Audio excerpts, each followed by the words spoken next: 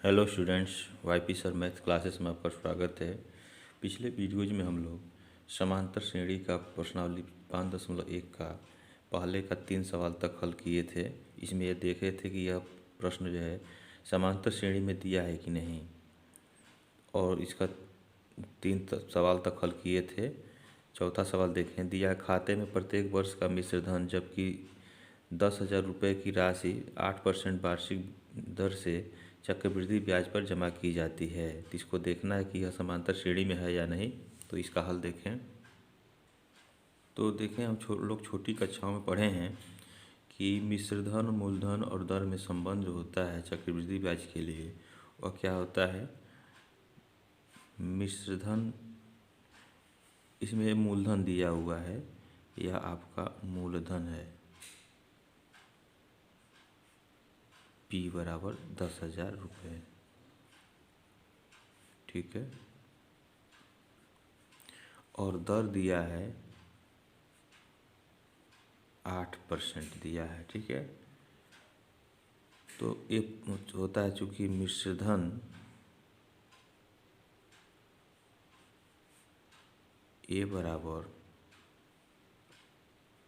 मूलधन और 1+R/100, और यहाँ यन होता है, यन समय है, आर दर है।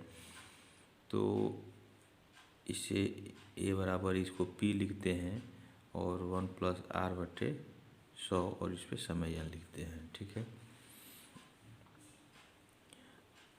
अब यहाँ देखें, पहले वर्ष के लिए मिश्रधन, यहाँ लिखें पहले वर्ष के लिए मिश्रधन कितना हो जाएगा। यह हो जाएगा मूलधन 10,000 और 1 + दर 8 है बट्टे 100 और समय 1 पहले वर्ष के लिए। तो यह हो जाएगा आपका 10,000 और यह हो जाएगा आपका 108/100, 100 1 100, 108/100 हो जाएगा। ये पहले वर्ष के लिए हो गया। ठीक है। इसी तरह से दूसरे वर्ष के लिए निकालें। दूसरे वर्ष के लिए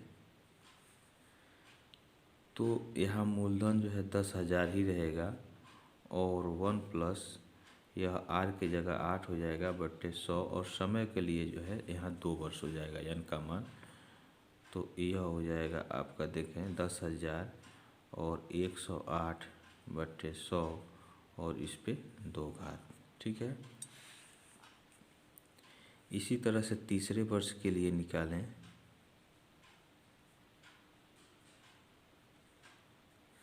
तो मूलधन जो है आपका 10,000 ही रहेगा। ठीक है। और 1+R, आर का मान 8 हो गया बट्टे 100, और तीसरे वर्ष के लिए यहाँ का मान 3 हो गया। यह हो गया 10,000 और 108/100, इस पे हो गया 3 घात। अब देखना है कि यह समांतर श्रेणी में है कि नहीं है। ठीक है। तो हम यहाँ देखें, पहले वर्ष के लिए जो निकाले हैं इसको हम A1 मान लें, इसको हम A1 मान लें। ठीक है। तो A1 बराबर हमारा हो जाएगा 10,000 और 108/100। ठीक है। A2 हो जाएगा यह 10,000, ठीक है, और 108/100 पर 2 घात। A3 हो जाएगा 10,000 और 108/100 पर 3 घात। अब देखें, ऐसे ही अन्य पद भी निकाल सकते हैं। तो यहाँ हमको चाहिए कि अगर यह समांतर श्रेणी में है तो A2 - A1 जो मान आएगा वह A3 - A2 के बराबर अगर आ जाता है तो ये समांतर श्रेणी में होगा, अगर नहीं आता है तो समांतर श्रेणी में नहीं होगा। तो यहाँ लिखें सार्वंतर D बराबर क्या होगा, A2 - A1। यहाँ लिखें, निकालें। तो तो A2 जो है यहाँ 10,000 आपका है, और 108 माइनस A/100 और इसका हो गया 2 घात, माइनस यह A1 10,000 और 108/100। अब 10,000 कामन हो सकता है दोनों में, तो बचा किया 108/100। इसको जो है बड़े कोष्ठक में कर लें, ठीक है। इसका होल स्क्वायर हो गया माइनस 108/100। इसको हल करने की ज़रूरत नहीं, सही रहने दें। पुनः A3 माइनस A2 निकाल लें, ठीक है। तो A3 देखें यह है 10,000 और 108/100, इस पर जो है 3 घात है, और A3 जो है A2 जो है आपका यहाँ दिया हुआ है, देखें 10,000 और 108/100 पर 2 घात। तो दोनों जगह से हम कॉमन ले लें 10,000, तो क्या बच जाएगा 108/100 पर 3 घात माइनस 108/100 पर 2 घात। अब देखें ये दोनों आपस में बराबर नहीं है, ये 10,000 तो दोनों में है, ठीक है, लेकिन यह चीज़ जो है यहाँ 1/8 108/100 का स्क्वायर माइनस 108/100 है, और यहाँ 108/100 का घन है माइनस 108/100 का वर्ग है। तो यह दोनों आपस में बराबर नहीं है। तो यहाँ लिखेंगे चूँकि A2 minus A1 not equal to A3 minus A2 बराबर नहीं है, ठीक है, अतः यह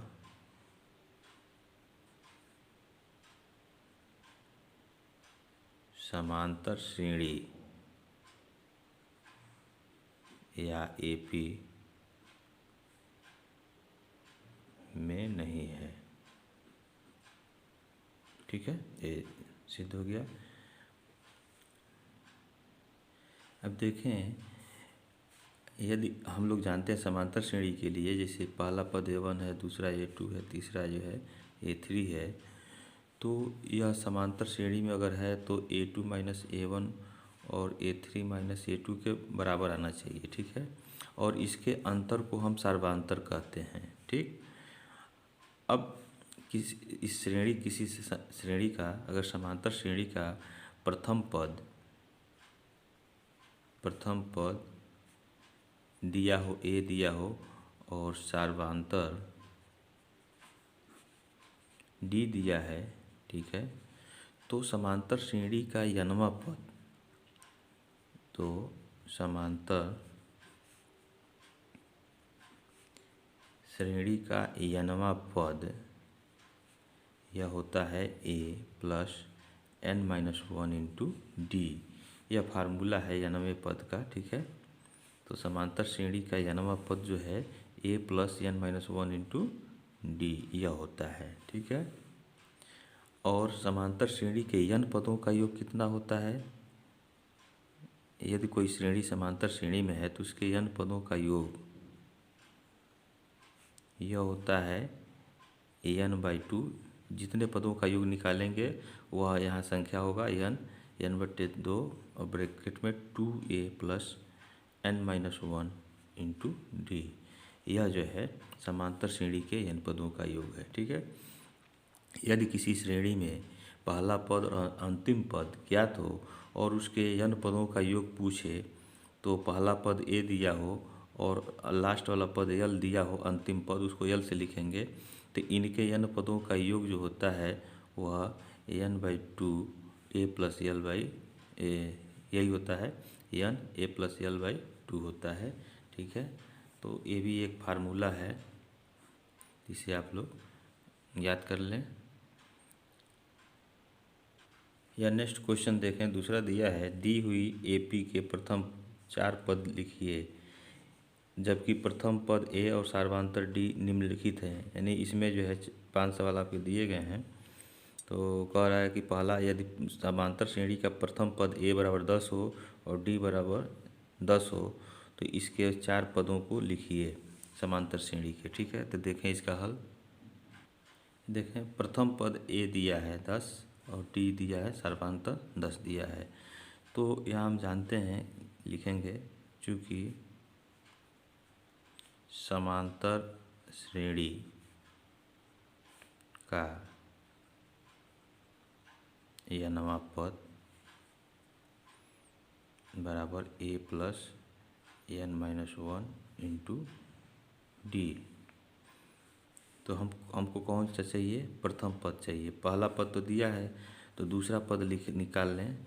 दूसरा पद यहाँ लिखें, दूसरा पद तो ए की जगह 10 हो जाएगा और n की जगह 2 हो जाएगा, -1 हो गया, डी की जगह 10 हो गया। तो यह हो गया 10, धन 2 में से 1 गया 1 और 10 गुणे 1, यह हो गया 10। तो यह आपका हो जाएगा 20। ठीक है, दूसरा पद इसको हम लिख लें A2 से। ठीक है, तीसरा पद इसी तरह से निकाल लें। ठीक है, तीसरा पद इसको A3 कह दें, तो A plus n-1 into D. तो A का मान जो है 10 हो जाएगा, n की जगह 3 हो जाएगा और यहाँ D की जगह 10 हो गया। तो यह हो जाएगा 3 में से 1 गया 2 और 10 दूना 20, यह हो गया आपका 20, यह हो गया 30। तो तीसरा पद जो है 3 हो गया। 4 पदों तक हम लोगों को निकालना था, तो यहाँ लिखें चौथा पद। चौथा पद इसको A4 कह दें, तो A plus n-1 into D. ठीक है, तो यहाँ A की जगह 10 रख दें और n की जगह 4, चौथा पद है तो यहाँ 4 -1 और इंटू डी, डी की जगह 10। तो यह देखें 10 हो गया, धन 4 में से 1 गया 3, 3 गुणे 10 30 हो गया और यह हो गया आपका 40, यह हो गया A4। ठीक है, तो यह 4 पद हो गए। अतः यहाँ लिख लें, तो श्रेणी के 4 पद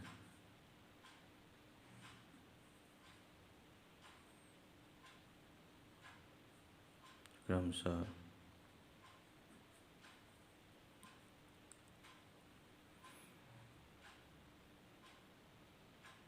10, 20, 30, 40 हैं। ठीक है, अब देखें ये तो एक विधि हो गया फार्मूले से, इसके अलावा अन्य विधि मैं बता रहा हूँ। ठीक है, अगर आपको समझ में आएगा तो दोनों में से कोई करेंगे। एक तो ये लग गया, दूसरी विधि यह है कि यदि श्रेणी समांतर श्रेणी में है, ठीक है, और उसका प्रथम पद ए दिया हुआ है और सार्वधातुक डी दिया है, तो इस ए में जो है हम डी को जोड़ते जाएंगे तो अगला पद हमको मिलता जाएगा। तो यहाँ प्रथम पद आपका ए हो गया। ठीक है, द्वितीय पद A2 बराबर हो जाएगा ए प्लस डी हो जाएगा। यानी ए में डी जोड़ देंगे तो हमको दूसरा पद मिल जाएगा। फिर द्वितीय पद में हम डी को जोड़ेंगे तो तीसरा पद मिलेगा। तो यहाँ लिखेंगे तृतीय पद A3 बराबर A2 में हम डी जोड़ दें तो हमें तीसरा पद मिलेगा, डी की जगह 10, तो यह हो जाएगा 30। ठीक है, इसी तरह से चौथा पद A4 बराबर A3 में हम डी को जोड़ दें तो हमें चौथा पद मिलेगा। A3 आपका जो है 30 है और इसमें डी जो है 10 है, तो यह हो गया 40। ठीक है, चौथा पद हो गया। इसी तरह से पांचवा पद निकालना हो तो A4 प्लस डी हो जाएगा, तो वह होगा आपका 50 हो जाएगा। ठीक है, तो आपको अगर यह विधि समझ में आती हो तो इससे लगाएं, अथवा जो ये फार्मूले से हमने बताया है इसको आप लगाएं। ठीक है, तो इसे नोट कर लें आप। तो इसका दूसरे का नेक्स्ट देखें तो दूसरे का दूसरा भी उसी तरह से आप कर लेंगे। ये सभी प्रश्न उसी तरह से होंगे। ठीक है, तो हम चौथा बता रहे हैं आपको। देखें चौथा, प्रथम पद a बराबर दिया है -1 और इसका सार्वधातर दिया है 1/2। तो इसका हल देखें, प्रथम 4 पद पूछ रहा है तो देखें। अब देखें, अब इसी प्रथम पद में a में हम d जोड़ दें तो दूसरा पद मिलेगा, फिर दूसरे पद में d जोड़ दें तो तीसरा पद मिल जाएगा। तो ऐसे भी हम कर सकते हैं जैसे इसको किया गया है। ठीक है, और फार्मूले से भी कर सकते हैं। तो यहाँ हम लिखें ये प्रथम पद जो है आपका a है, ये प्रथम पद a1 जो है आपका -1 है। ठीक है, द्वितीय पद इसको हम a2 कह लें, यही a के बराबर है। ठीक है, प्रथम पद a1 ही a के बराबर है। द्वितीय पद a2 बराबर a1 में हम d को जोड़ दें तो a1 का मान -1 है और d का मान जो है 1/2 है। तो इसको जोड़ेंगे तो 2 1 2 -2 धन 1 अब पूरे का बट्टे 2 है, तो यह हो गया -1/2। ठीक है, तृतीय पद समांतर श्रेणी का तृतीय पद a3 बराबर a2 प्लस d हो जाएगा। तो a2 का मान -1/2 है। ठीक है, और d का मान आपका 1/2 है। तो दोनों को जोड़ेंगे तो एक कट के 0 हो जाएगा, यह 0 हो गया। ठीक है, तृतीय पद हो गया। चौथा पद a4 बराबर हो जाएगा a3 प्लस d। तो a3 आपका जो है 0 है और d का मान जो है आपका 1/2 है। तो इसको जोड़ दिए तो यह हो गया आपका 1/2। ठीक है, तो यही 4 पद हो गए। तो यहाँ लिख लें, अतः समांतर श्रेणी के प्रथम 4 पद कौन कौन हैं? a1 a2 a3 a4। तो a1 कितना है? a1 जो है आपका -1 है, a2 आपका जो है -1/2 है और a3 जो है 0 है और a4 जो है आपका 1/2 है। तो यही जो है आपके ये 4 पद होंगे। तो इसे नोट कर लें। अब इस प्रश्नावली के शेष प्रश्नों का हल हम लोग अगले वीडियोज में पढ़ेंगे। एक आपको प्रश्न दिया जा रहा है, उसको हल करके आप कमेंट बॉक्स में उसका आंसर देंगे। यदि समांतर श्रेणी का प्रश्न क्या है, यदि समांतर श्रेणी का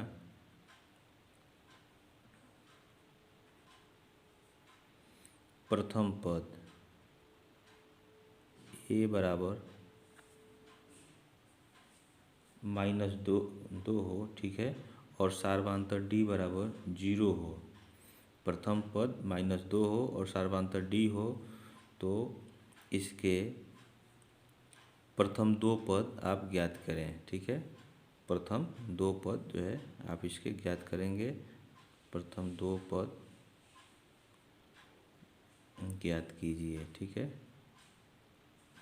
और जो आएगा इसका आंसर उसको आप कमेंट बॉक्स में लिखेंगे। Thank you.